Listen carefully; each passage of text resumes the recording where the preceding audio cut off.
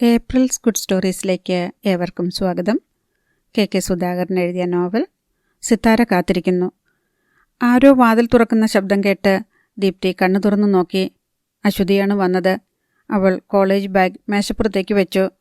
ഉച്ച കഴിഞ്ഞ് നിങ്ങൾക്ക് ക്ലാസ്സില്ലായിരുന്നോ? അവൾ ചോദിച്ചു. ഇല്ലായിരുന്നു, ദീപ്തി പറഞ്ഞു. എന്നിട്ടെന്താ പറയാതെ പോന്നേ? അശ്വതിയുടെ സ്വരത്തിൽ പരിഭവമുണ്ടായിരുന്നു. രാവിലെ ഞാൻ പറഞ്ഞിരുന്നല്ലോ. നീ എന്താ കിടക്കുന്നേ? സുഖമില്ലേ? അശ്വതി ചോദിച്ചു. നല്ല തലവേദന. അതുകൊണ്ടാണോ മൊബൈൽ സ്വിച്ച് ഓഫ് ചെയ്തു വച്ചിരിക്കുന്നത്? ബസ് ഇറങ്ങിയിട്ട് ഞാൻ വിളിച്ചായിരുന്നു. ദീപ്തി മിണ്ടിയില്ല. മണി 4 കഴിഞ്ഞല്ലോ. വാ, ചായ കുടിക്കാം. കോമളം ഇന്ന് പഴംപൊരിയാണ് ഉണ്ടാക്കി വെച്ചേക്കണേ. നീ ചെല്ല്, എനിക്ക് ചായ വേണ്ട, ദീപ്തി പറഞ്ഞു. ചായ കുടിച്ചാൽ തലവേദന മാറും. നീ എഴുന്നേറ്റ് പോയി ഇങ്ങോട്ട്. അശ്വതി അവളുടെ കൈക്ക് പിടിച്ചു വലിച്ചു. ചെല്ലുന്നതാണ് നല്ലത്, അല്ലെങ്കിൽ അവൾ നിർബന്ധിച്ചുകൊണ്ടേയിരിക്കും. അവളോടൊപ്പം ദീപ്തി താഴേക്ക് ഇറങ്ങിച്ചെന്നു. ഡൈനിങ് റൂമിൽ സദാശിവൻ നായർ ഉണ്ടായിരുന്നു. 2 പേരും ഇരിക്കുക. ഒരു സർപ്രൈസിന് 2 പേരും തയ്യാറായിക്കോ, അയാൾ ചിരിയോടെ പറഞ്ഞു. എന്ത് സർപ്രൈസ് അങ്കിൾ? അശ്വതിക്ക് ആകാംക്ഷയായി. നാളെ അജിത് വരുന്നു. Our only son Ajith S Nair. Great news. അങ്കിളിൻ്റെ മോനെക്കുറിച്ച് ഞങ്ങൾ ഒരുപാട് കേട്ടിട്ടുണ്ടെങ്കിലും കാണാനുള്ള ഭാഗ്യവും കിട്ടുകയാണല്ലോ. അശ്വതി കൈകൊട്ടി. MBA കഴിഞ്ഞ് കാലിഫോർണിയയിൽ തന്നെ ഒരു കമ്പനിയിൽ ജോലിയിൽ പ്രവേശിച്ചിട്ടാണ് അവൻ വരുന്നത്. എന്തായാലും കല്യാണം കഴിപ്പിച്ചിട്ട് ഇനി തിരിച്ചുവിടൂ. വല്ല മദാമ പെണ്ണിനെയും കല്യാണം കഴിക്കുമോ എന്ന് പേടിയുണ്ട് അങ്കിളിനും ആൻറ്റിക്കും, അല്ലേ? അശ്വതി ചോദിച്ചു. പേടിയില്ലാതില്ല. ദീപ്തി അവരുടെ സംസാരം കേട്ട് നിശബ്ദയായി ഇരുന്നതേയുള്ളൂ. പെണ്ണിനെ കണ്ടുപിടിച്ചോ അങ്കിൾ? പത്രത്തിൽ പരസ്യം കൊടുത്തിട്ടുണ്ട്. ഓൺലൈനിൽ രജിസ്റ്റർ ചെയ്തിട്ടുണ്ട്. നല്ലൊരു കുട്ടിയെ കണ്ടുപിടിക്കാൻ പ്രയാസം വരില്ലെന്ന ഞങ്ങളുടെ പ്രതീക്ഷ. കോമളം 2 കപ്പ് ചായയും 1 പ്ലേറ്റിൽ പഴംപൊരിയും കൊണ്ടുവന്നു വെച്ചു. ദീപ്തി മോളെന്താ ഒന്നും മിണ്ടാതെ ഇരിക്കുന്നേ? സദാശിവൻ നായർ ചോദിച്ചു. അവൾക്ക് തലവേദനയെ അങ്കിൾ നല്ലൊരു പെയിൻ ബാം തരാം. അത് പുരട്ടിയാൽ ഏത് തലവേദനയും പമ്പ കിടക്കും. ചായ കഴിച്ചിട്ട് അവർ വീണ്ടും മുറിയിലെത്തി. അജിത് ചേട്ടൻ്റെ ഫോട്ടോസ് കണ്ടിട്ടുണ്ട്. ആളൊരു സുന്ദരനാണ്, അശ്വതി സ്വയം പറഞ്ഞു. ദീപ്തി മിണ്ടിയില്ല. അമേരിക്കയിലേക്ക് പോകാനൊന്നും എനിക്കിഷ്ടമല്ല. പക്ഷേ അജിത് ചേട്ടന് എന്നെ ഇഷ്ടപ്പെട്ടാൽ ഞാൻ എതിർപ്പൊന്നും പറയില്ല. അശ്വതി പുതിയ സ്വപ്നങ്ങൾ മെനയാൻ തുടങ്ങിയപ്പോൾ ദീപ്തി മൊബൈൽ എടുത്ത് ഓൺ ചെയ്തു. രാജീവിൻ്റെ വിളി സഹിക്കാൻ വയ്യാതെ ഓഫ് ചെയ്തു വച്ചിരുന്നതായിരുന്നു അത്. നോക്കിയപ്പോൾ ഒരു മെസ്സേജ് വന്ന് കിടപ്പുണ്ട്. താരയുമായി എനിക്ക് ഒരു ബന്ധവുമില്ല. അവളുടെ ആഗ്രഹങ്ങൾക്ക് ഞാൻ വഴങ്ങിയില്ല. വിശ്വസിക്കൂ പ്ലീസ്. അവൾ അരിശത്തോടെ അപ്പോൾ തന്നെ അത് ഡിലീറ്റ് ചെയ്തു കളഞ്ഞു. ഉടൻ തന്നെ മൊബൈൽ ബെല്ലടിക്കാൻ തുടങ്ങി. രാജീവാണ് വിളിച്ചത്. അവൾ ആ കോൾ കട്ട് ചെയ്തു. ഇനി വിളിക്കുമെന്ന് അറിയാമായിരുന്നതുകൊണ്ട് അവൾ ഫോൺ സൈലന്റ് മോഡിലിട്ടു. ഒരിക്കലും മാപ്പ് കൊടുക്കാൻ പറ്റില്ല. വഞ്ചിക്കുകയായിരുന്നില്ലേ? തിരിഞ്ഞും മറിഞ്ഞും കിടന്ന് അവൾ രാത്രിയിൽ എപ്പോഴോ ഉറങ്ങി. പിറ്റേന്ന് പലതവണ രാജീവ് അവളെ വിളിച്ചു. പക്ഷേ കോൾ എടുത്തതേയില്ല. വൈകുന്നേരം അവൾ കോളേജിൽ നിന്ന് വന്നപ്പോൾ ജീൻസും വെള്ള ടീഷർട്ടും ധരിച്ച സുമുഖനായ ഒരു ചെറുപ്പക്കാരൻ സിറ്റൗട്ടിലിരിക്കുന്നുണ്ടായിരുന്നു. അജിത് ചേട്ടൻ. പെട്ടെന്ന് അശ്വതി കാറിൽ നിന്നിറങ്ങി. അവൾ ഓടി അയാളുടെ അടുത്തേക്ക് ചെന്നു. ഹായ് അജിത്തേട്ട, ഐ ആം അശ്വതി. അവൾ സ്വയം പരിചയപ്പെടുത്തി. ഓ അശ്വതി, മമ്മി പറഞ്ഞിട്ടുണ്ട്. How are you Achu? പ്രസന്നമായ സ്വരത്തിൽ അജിത് ചോദിച്ചു. ഫൈൻ അജിത്തേട്ട. കാറിൽ നിന്ന് ഇറങ്ങുന്നതേ ഉണ്ടായിരുന്നുള്ളൂ ദീപ്തി. അതാണോ ദീപ്തി? കണ്ണും വയ്ക്കാതെ അവളെ നോക്കിക്കൊണ്ട് അജിത് ചോദിച്ചു. അതെ. അവൾ അധികം സംസാരിക്കുന്ന ടൈപ്പൊന്നുമല്ല കേട്ടോ, അശ്വതി മുന്നറിയിപ്പ് നൽകി. അജിത്തിനെ കണ്ട് ദീപ്തി അയാളുടെ അടുത്തേക്ക് ചെന്നു. താൻ മര്യാദയില്ലാത്തവളാണെന്ന് അങ്കിളിൻ്റെയും ആൻറ്റിയുടെയും മോൻ വിചാരിക്കരുതല്ലോ. അജിത്തേട്ടനല്ലേ? അതെ. തോന്നി. എപ്പോഴാണ് വന്നത്? 12:30 ആയപ്പോൾ എയർപോർട്ടിൽ വന്നു. മമ്മിയും ഡാഡിയും ഉണ്ടായിരുന്നു അവിടെ. ഇവിടെ വന്നപ്പോൾ 2 കഴിഞ്ഞു. എവിടാ ദീപ്തിയുടെ വീട്? എറണാകുളത്താണ്. Yes, I remember. മമ്മി പറഞ്ഞിരുന്നു. കുറേ ദിവസം ഉണ്ടാകുമോ അജിത് ചേട്ടൻ ഇവിടെ? അശ്വതി ചോദിച്ചു. 30 days, അയാൾ പറഞ്ഞു. രാത്രി അജിത്തിനോടൊപ്പം ഇരുന്നാണ് അശ്വതിയും ദീപ്തിയും അത്താഴം കഴിച്ചത്. സദാശിവൻ നായരും മാലതിയും ഉണ്ടായിരുന്നു ഒപ്പം. സംസാരിച്ചത് മുഴുവൻ അജിത്തും അശ്വതിയുമാണ്. ഒടുവിൽ ഗുഡ് നൈറ്റ് പറഞ്ഞ് ദീപ്തിയും അശ്വതിയും അവരുടെ മുറിയിലേക്ക് പോയി. താഴെയായിരുന്നു അജിത്തിൻ്റെ ബെഡ്റൂം. മമ്മി, എനിക്ക് വേണ്ടി വേറെ പ്രൊപ്പോസൽസ് ഒന്നും നോക്കേണ്ട. ഞാൻ മാരി ചെയ്യാൻ പോകുന്ന പെൺകുട്ടിയെ ഞാൻ കണ്ടുപിടിച്ചു. ഡ്രോയിങ് റൂമിലിരിക്കുമ്പോൾ അയാൾ പറഞ്ഞു. ഞെട്ടലോടെ സദാശിവൻ നായരും മാലതിയും അജിത്തിനെ നോക്കി. കൂടെ ജോലി ചെയ്യുന്ന ഏതെങ്കിലും പെണ്ണാണോ? മാലതി ചോദിച്ചു. അല്ല, ദി ഗേൾ ഈസ് ദീപ്തി. ആശ്വാസത്തോടെ രണ്ടുപേരും ഒന്ന് നിശ്വസിച്ചു. അധ്യായം 28. മമ്മി, എൻ്റെ സെലക്ഷൻ തെറ്റിയിട്ടൊന്നുമില്ലല്ലോ? പ്രതീക്ഷയോടെ അജിത് മാലതിയെ നോക്കി. ഇല്ല മോനെ, സത്യത്തിൽ ഡാഡിയുടെയും എൻ്റെയും മനസ്സിൽ ഇങ്ങനൊരു ആഗ്രഹമുണ്ടായിരുന്നു. നിനക്കും അവളെ ഇഷ്ടമാണെന്നറിഞ്ഞപ്പോൾ ശരിക്കും സന്തോഷമായി. മാലതി സ്നേഹത്തോടെ അയാളുടെ കൈ കവർന്നു. ദീപ്തി നല്ല കുട്ടിയെ മോനെ, പഠിക്കാൻ മിടുക്കിയാണ്. 2-3 മാസത്തിനുള്ളിൽ അവൾ എഞ്ചിനീയറിംഗ് പാസ്സാകും. അവൾക്ക് അമ്മയില്ല. പക്ഷേ അവളുടെ ഡാഡി മേജർ ജയരാമൻ എറണാകുളത്ത് നല്ല വിലയും നിലയുമുള്ള ആളാണ്. എല്ലാം കൊണ്ടും നമുക്ക് യോജിച്ച ഒരു അലയൻസ് ആയിരിക്കും ഇത്. പൂർണ്ണ സംതൃപ്തനായിരുന്നു സദാശിവൻ നായരും. അപ്പോൾ ഇനി ബാക്കിയുള്ള കാര്യങ്ങൾ ഞാൻ ഡാഡിക്കും അമ്മയ്ക്കും വിട്ടു തന്നിരിക്കുന്നു. അതോ ഞാൻ ഇനി നേരിട്ട് സംസാരിക്കണോ ദീപ്തിയോട്? അജിത് ചോദിച്ചു. അതിൻ്റെ ആവശ്യമില്ല. നാളെ തന്നെ മേജർ ജയരാമനെ ഞാൻ കോണ്ടാക്ട് ചെയ്യാം. സദാശിവൻ നായർ ഏറ്റു. Okay, good night daddy. Good night mummy. Ajith അയാളുടെ മുറിയിലേക്ക് പോയി. സദാശിവൻ നായരും മാലതിയും പരസ്പരം നോക്കി പുഞ്ചിരിച്ചു. ദീപ്തിയായിരുന്നു എൻ്റെ മനസ്സിലെ ഫസ്റ്റ് പ്രിഫറൻസ്. അത് ശരിയായില്ലെങ്കിൽ പിന്നെ മതി വേറെ ഏതെങ്കിലും പെൺകുട്ടിയെ ആലോചിക്കുന്നത് എന്നായിരുന്നു എൻ്റെ പ്ലാൻ, മാലതി പറഞ്ഞു. എന്തായാലും നമ്മുടെ ആഗ്രഹം പോലെയായി അജിത്തിൻ്റെ മനസ്സും. ദീപ്തിയുടെ അഭിപ്രായം അറിഞ്ഞിട്ട് പോരെ ജയരാമനോട് സംസാരിക്കാൻ? സദാശിവൻ നായർ ചോദിച്ചു. അവൾക്ക് 100 വട്ടം സമ്മതമായിരിക്കും. അജിത്തിനെ ഏത് പെൺകുട്ടിയാ കൊതിക്കാത്തത്? സുന്ദരനല്ലേ അവൻ? MBA കഴിഞ്ഞ് അമേരിക്കയിലെ പ്രശസ്തമായ കമ്പനിയിൽ ഭേദപ്പെട്ട ജോലി, ഒരേയൊരു മകൻ. മാലതിക്ക് നല്ല ആത്മവിശ്വാസമുണ്ടായിരുന്നു. പിറ്റേന്ന് രാവിലെ ജയരാമൻ്റെ മൊബൈലിലേക്ക് സദാശിവൻ നായർ വിളിച്ചു. ജയരാമൻ തിരക്കിലാണോ? അല്ല, ബ്രേക്ക്ഫാസ്റ്റ് കഴിഞ്ഞു. പത്രം ഒന്ന് മറിച്ചു നോക്കുകയായിരുന്നു. എന്തൊക്കെയുണ്ട് വിശേഷങ്ങൾ? പ്രസന്നമായിരുന്നു ജയരാമൻ്റെ സ്വരം. ഒരു വിശേഷമുണ്ട്. എൻ്റെ മോൻ അജിത് ഇന്നലെ സ്റ്റേറ്റ്സിൽ നിന്ന് വന്നിട്ടുണ്ട്. നന്നായി. ഞാൻ വരുന്നുണ്ട്. മോനെ കാണണം, പരിചയപ്പെടണം. സാധിച്ചാൽ ഈ ആഴ്ച തന്നെ വരാം, ജയരാമൻ പറഞ്ഞു. വരണം. മാലതിയും ഞാനും കൂടി അങ്ങോട്ട് വരുന്നുണ്ട്. അത് കഴിഞ്ഞ്. എന്തിന്? ജയരാമന് മനസ്സിലായില്ല. പെണ്ണ് ചോദിക്കാൻ ഞങ്ങളുടെ അജിത്തിനു വേണ്ടി. ജയരാമന് അത്ഭുതം കാരണം ശബ്ദിക്കാൻ കഴിഞ്ഞില്ല. അജിത്താണ് ഇങ്ങനെയൊരു ആഗ്രഹം പറഞ്ഞത്. ജയരാമന് വിരോധമില്ലെങ്കിൽ നമുക്ക്. വിരോധമോ? സന്തോഷമേ ഉള്ളൂ. നാളെ ഞാനങ്ങോട്ട് വരാം, ജയരാമൻ സമ്മതിച്ചു. Thank you. മാലതി സ്റ്റെയർകേസ് കയറി മുകളിലേക്ക് ചെന്നു. ദീപ്തിയും അശ്വതിയും കോളേജിലേക്ക് പോകാൻ വേഷം ധരിച്ചു കഴിഞ്ഞിരുന്നു. അപ്പോൾ റോസ് നിറത്തിലുള്ള ചുരിദാറിൽ ദീപ്തി അതീവ സുന്ദരിയായിരുന്നു. മോൾ വന്നേ, അങ്കിളിന് നിന്നോടൊരു കാര്യം പറയാനുണ്ട്. പുഞ്ചിരിയോടെ മാലതി അവളെ ക്ഷണിച്ചു. എന്തുവാ ആൻറ്റി? ദീപ്തിക്ക് മനസ്സിലായില്ല. വാ പറയാം. മാലതി അവളുടെ കൈ പിടിച്ച് താഴേക്ക് കൊണ്ടുപോയി. അശ്വതിക്ക് ആശ്ചര്യമായി. താഴെ ഡൈനിങ് റൂമിൽ സദാശിവൻ നായർ കാത്തിരിക്കുന്നുണ്ടായിരുന്നു. മോളിവിടെ ഇരിക്ക്. അയാൾ സ്നേഹത്തോടെ അവളെ പിടിച്ച് അടുത്ത കസേരയിലിരുത്തി. എന്താ അങ്കിൾ? ഈ സ്നേഹപ്രകടനത്തിനു പിന്നിൽ തക്കതായ കാരണമുണ്ടാവുമെന്ന് അവൾക്ക് തോന്നി. അജിത്തിനെക്കുറിച്ച് എന്താ മോളുടെ അഭിപ്രായം? സദാശിവൻ നായരുടെ ചോദ്യം കേട്ട് അവൾ ഒന്ന് പകച്ചു. അവൻ കാണാൻ സുന്ദരനാണോ? മാലതി അവളെ സഹായിക്കാനായി ചോദിച്ചു. അതെ. അവനോട് ഇഷ്ടക്കേടൊന്നുമില്ലല്ലോ? സദാശിവൻ നായർ ചോദിച്ചു. ഇഷ്ടക്കേടോ? അങ്കിൾ എന്താണ് ചോദിക്കുന്നത്? ഇന്നലെ ഞങ്ങൾ തമ്മിൽ ആദ്യമായിട്ട് ഒന്ന് കണ്ടതേ ഉള്ളല്ലോ. എന്നോട് സ്നേഹത്തിലെ സംസാരിച്ചതും. സദാശിവൻ നായർക്കും മാലതിക്കും തൃപ്തിയായി. അജിത്തിന് മോളെ മാരി ചെയ്യണമെന്ന് ആഗ്രഹമുണ്ട്. മോൾക്ക് എതിർപ്പൊന്നുമില്ലല്ലോ?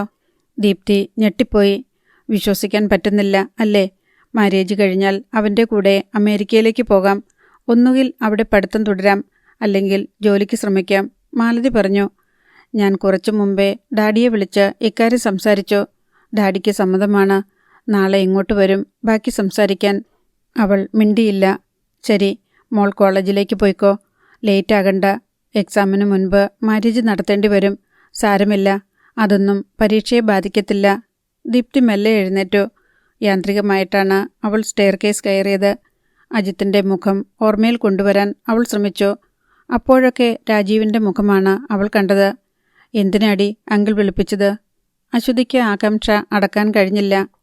അജിത്തേട്ടനു വേണ്ടി എന്നെ കല്യാണം ആലോചിക്കാൻ പോവാണെന്ന് പറയാൻ. തലയ്ക്ക് അടിയേറ്റതുപോലെ അശ്വതി നിന്നു. അജിത്തിനെ കണ്ട ആ നിമിഷം മുതൽ അവൾ അയാളെ ഭാവി വരനായി സ്വപ്നം കണ്ടു തുടങ്ങിയിരുന്നു. എന്നിട്ട് നീ എന്തു പറഞ്ഞു?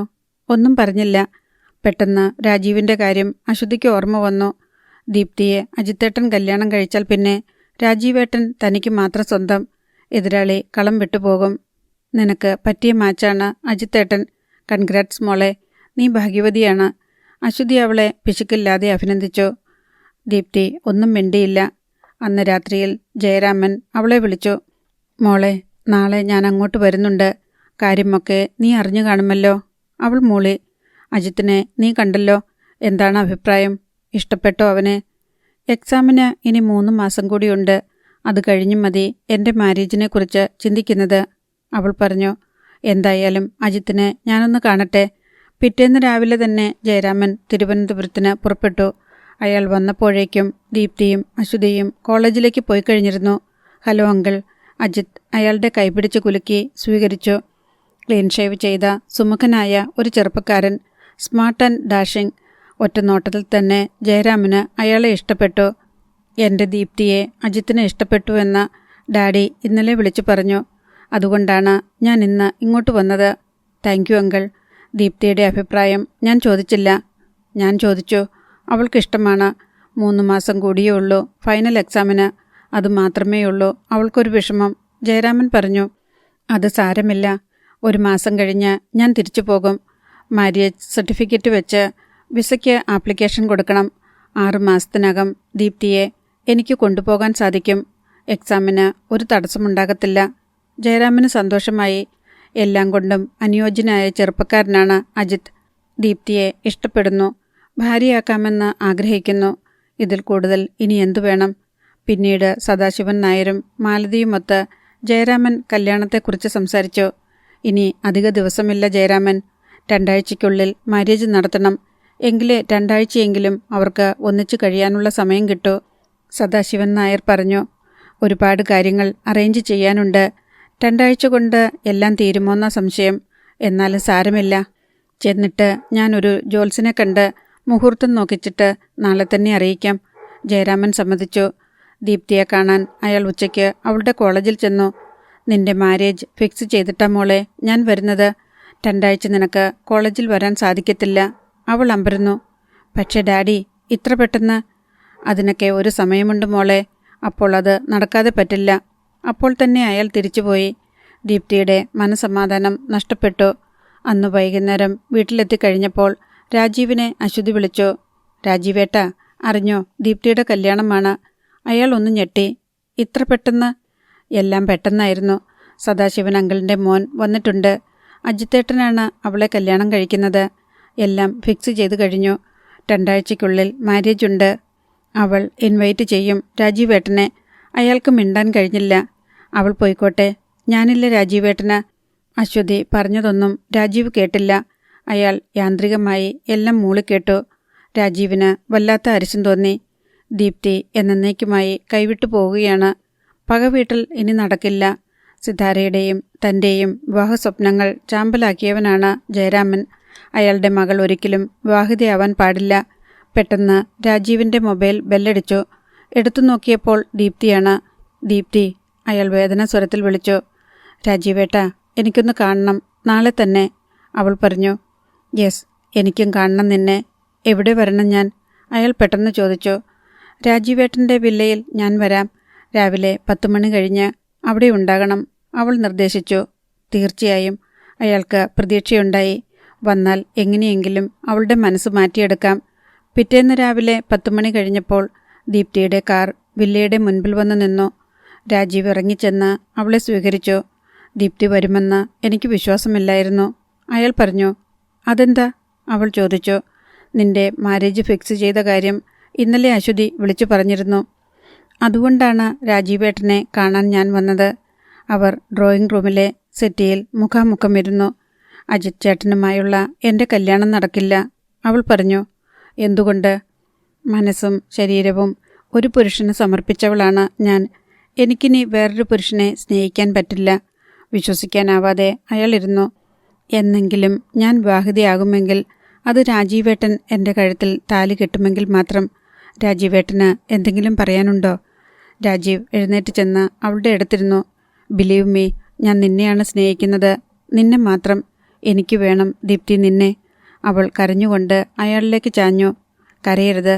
അയാൾ അവളെ ചേർത്ത് പിടിച്ചു. സന്തോഷം കൊണ്ടാണ്. മനസ്സ് ഒന്നടങ്ങിയപ്പോൾ അവൾ ജയരാമനെ മൊബൈലിൽ വിളിച്ചു. എന്താ മോളെ? സോറി ഡാഡി, അജിത് ചേട്ടനുമായുള്ള മാര്യേജിൽ എനിക്ക് താല്പര്യമില്ല. ജയരാമൻ ഞെട്ടിപ്പോയി. നീ എന്താണീ പറയുന്നത്? യെസ് ഡാഡി, എനിക്ക് വേറൊരാളെ ഇഷ്ടമാണ്. ആ ആളിനെ മാത്രമേ ഞാൻ മാരി ചെയ്യൂ. ആരാണത്? എക്സാം കഴിഞ്ഞ് പറയാം. അതുവരെ സസ്പെൻസ്. ദീപ്തി ഫോൺ വെച്ചിട്ട് രാജീവിനെ നോക്കി പുഞ്ചിരിച്ചു. രാജീവ് അവളെ ചേർത്ത് പിടിച്ച് ചുംബിച്ചു. റിച്ചാർഡ് വന്നപ്പോൾ സന്ധ്യ കഴിഞ്ഞു. നിക്കോളാസാണ് എയർപോർട്ടിൽ ചെന്ന് അയാളെ വീട്ടിലേക്ക് കൊണ്ടുവന്നത്. സിത്താര എങ്ങനെയുണ്ട് ഡാഡി ഇപ്പോൾ? She is fine. Again she has become A lovely young girl. അയാൾ പറഞ്ഞത് കേട്ട് റിച്ചാർഡ് പുഞ്ചിരിച്ചു. മോസം മഹലിൽ വന്ന് സിത്താരയെ കണ്ടപ്പോൾ നിക്കോളാസ് പറഞ്ഞത് ശരിയാണെന്ന് റിച്ചാർഡിന് മനസ്സിലായി. സിത്താര മുമ്പത്തേതിലും സുന്ദരിയായിരിക്കുന്നു. എത്ര ദിവസത്തെ ലീവുണ്ട് റിച്ചാർഡ്? അയാളെ തനിച്ച് കിട്ടിയപ്പോൾ അവൾ ചോദിച്ചു. 8 ദിവസം. 3 ദിവസം സിത്താരയ്ക്ക് വേണ്ടി മാറ്റിവെച്ചിരിക്കുകയാണ്. എനിക്ക് വേണ്ടിയോ? അവൾ ആശ്ചര്യത്തോടെ ചോദിച്ചു. യെസ്, നാളെ ഞാൻ കൊച്ചിയിലേക്ക് പോകുന്നു. അവിടെ എനിക്കൊരു ഫ്രണ്ടുണ്ടെന്ന് പറഞ്ഞിട്ടില്ലേ? ആൽബർട്ട്. സെൻട്രൽ എക്സൈസിലാണ് അവന് ജോലി. ആൽബിക്ക് ഫോൺ ചെയ്തു. സിത്താരയുടെ കാര്യം പറഞ്ഞു കഴിഞ്ഞു. എന്തിന്? നിന്റെ അച്ഛൻ മിസ്റ്റർ ജയരാമനെ കണ്ടുപിടിക്കാൻ. Thank you Ritchie. അവളുടെ കണ്ണുകൾ നനഞ്ഞു. സത്യം പറഞ്ഞാൽ ഡാഡിയും മമ്മിയും സമ്മതിക്കില്ലെന്ന് അറിയാവുന്നതുകൊണ്ട് ചെന്നൈയിലേക്ക് പോകുന്നു എന്ന് നുണ പറഞ്ഞാണ് റിച്ചാർഡ് കൊച്ചിയിലേക്ക് പോയത്. നെടുമ്പാശ്ശേരി എയർപോർട്ടിൽ ആൽബർട്ട് കാറുമായി കാത്തു നിൽക്കുന്നുണ്ടായിരുന്നു. മറൈൻ ഡ്രൈവിലുള്ള ഹോട്ടൽ മുറിയിൽ ചെന്നു കഴിഞ്ഞ് ബ്രീഫ് കേസിൽ നിന്ന് ഒരു ഹാഫ് സൈസ് ഫോട്ടോ എടുത്ത് ആൽബർട്ടിന് റിച്ചാർഡ് കൊടുത്തു. ഇതാണ് സിത്താര. ആൽബർട്ട് ആ ഫോട്ടോയിലേക്ക് ഉറ്റുനോക്കി ഒരു നിമിഷമിരുന്നു. അധ്യായം 29. ഈ കുട്ടിയുടെ പേര് സിത്താര എന്ന് തന്നെയാണെന്ന് ഉറപ്പുണ്ടോ തനിക്ക്? ആൽബർട്ടിൻ്റെ ചോദ്യം കേട്ട് റിച്ചാർഡ് ഒന്ന് പകച്ചു. ആണെന്നാണ് അവൾ പറഞ്ഞത്. തൻ്റെ ഭൂതകാലത്തെക്കുറിച്ച് ഒന്നും ഓർമ്മയില്ലാതിരിക്കുക, പക്ഷേ സ്വന്തം പേര് മാത്രം ഓർത്തു വയ്ക്കുക, അത് ഒട്ടും യോജിക്കില്ല റിച്ചാർഡ്. ആൽബർട്ട് പറയുന്നതിൽ കാര്യമുണ്ടെന്ന് അയാൾക്ക് തോന്നി. പക്ഷേ അവളുടെ അച്ഛൻ്റെ പേര് ജയരാമൻ എന്നാണ്, റിച്ചാർഡ് പറഞ്ഞു. ആൽബർട്ട് ആലോചനയോടെ താടിയൊന്ന് തടവി. ആ പേരും യഥാർത്ഥമാകണമെന്നില്ല. അവളെ കിഡ്നാപ്പ് ചെയ്തവർ പറഞ്ഞ പേരല്ലേ അത്? വിശ്വസിക്കുന്നത് അബദ്ധമായിരിക്കും. റിച്ചാർഡിന് നിരാശ തോന്നി. ഇത്ര ദൂരം കഷ്ടപ്പെട്ട് യാത്ര ചെയ്തു വന്നിട്ട് ഒരു പ്രയോജനവും ഉണ്ടാകാതെ മടങ്ങേണ്ടി വരുമോ? സിത്താര കാത്തിരിക്കും. നല്ലതെന്തെങ്കിലും അവളോട് പറയാനില്ലെങ്കിൽ. ആൽബർട്ട് പെട്ടെന്ന് അയാളുടെ മുഖം ശ്രദ്ധിച്ചു. തന്നെ നിരുത്സാഹപ്പെടുത്താനല്ല ഞാനിതൊക്കെ പറഞ്ഞത്. അമിതമായ പ്രതീക്ഷ പാടില്ലെന്ന് ഓർമ്മിപ്പിച്ചതാണ്. സിറ്റി പോലീസ് കമ്മീഷണറുടെ കമ്പ്യൂട്ടർ സെല്ലിൽ ഒരു സബ് ഇൻസ്പെക്ടറുണ്ട്, സന്തോഷ്. അയാൾ എൻ്റെ ഫ്രണ്ടാണ്. ആൽബർട്ട് സിഗരറ്റ് പാക്കറ്റ് എടുത്ത് തുറന്ന് റിച്ചാർഡിന് നീട്ടി. No thanks. സന്തോഷ് നമ്മളെ സഹായിക്കും. എറണാകുളം സിറ്റിയിൽ രജിസ്റ്റർ ചെയ്യപ്പെട്ടിട്ടുള്ള ക്രിമിനൽ കേസുകളുടെ ഫയലുകളെല്ലാം അവിടുത്തെ കമ്പ്യൂട്ടറിൽ നിന്ന് കിട്ടും. റിച്ചാർഡിന് ഉത്സാഹമായി. മാൻ മിസ്സിംഗ് എന്ന ഒരു പ്രത്യേക സെക്ഷൻ കാണുമായിരിക്കുമല്ലോ. സിത്താര എന്നു പേരുള്ള ഒരു പെൺകുട്ടി കഴിഞ്ഞ 1 വർഷത്തിനുള്ളിൽ എറണാകുളത്ത് നിന്ന് കാണാതായിട്ടുണ്ടോ എന്നറിയാൻ സാധിക്കും. നിശ്ചയമായും അവളുടെ പേര് സിത്താര എന്നാണെങ്കിൽ. ആൽബർട്ട് ഒരു സിഗരറ്റ് എടുത്ത് തീപിടിപ്പിച്ചു. എപ്പോഴാണ് നമ്മൾ മിസ്റ്റർ സന്തോഷിനെ കാണുന്നത്? റിച്ചാർഡിന് ധൃതിയായി. സാധിച്ചാൽ ഇന്നുച്ചയ്ക്ക്. താൻ വരുമെന്ന് അറിയാവുന്നതുകൊണ്ട് സന്തോഷിനെ ഞാനിന്ന് ലഞ്ചിന് ക്ഷണിച്ചിട്ടുണ്ട്. തൻ്റെ കാര്യം പറഞ്ഞിട്ടുമുണ്ട്. ഗുഡ്. സന്തോഷിനെ എപ്പോഴാണ് വിളിക്കുന്നത്? ഇപ്പോൾ തന്നെ. ആൽബർട്ട് മൊബൈലെടുത്ത് സന്തോഷിനെ വിളിച്ചു. താൻ ഡ്യൂട്ടിയിലാണോ? അതെ. ലഞ്ചിൻ്റെ കാര്യം ഓർമ്മിപ്പിക്കാനാണ് വിളിച്ചതെങ്കിൽ ഞാനത് മറന്നിട്ടില്ല. 12:30 ഫ്രീ ആകും. പിന്നെ 2:30 വരെ ഫ്രീയാണ്, സന്തോഷ് പറഞ്ഞു. എങ്കിൽ നേരെ ഫുഡ് അവന്യൂവിലേക്ക് പോര്. റിച്ചാർഡ് വന്നിട്ടുണ്ട്, ആൽബർട്ട് അറിയിച്ചു. വന്നേക്കാം. ആൽബർട്ട് ഫോൺ വെച്ചു. MG റോഡിൽ പുതിയതായി തുടങ്ങിയ റെസ്റ്റോറൻ്റാണ് ഫുഡ് അവന്യൂ. രുചികരമായ കടൽ വിഭവങ്ങൾ അവിടെ കിട്ടും.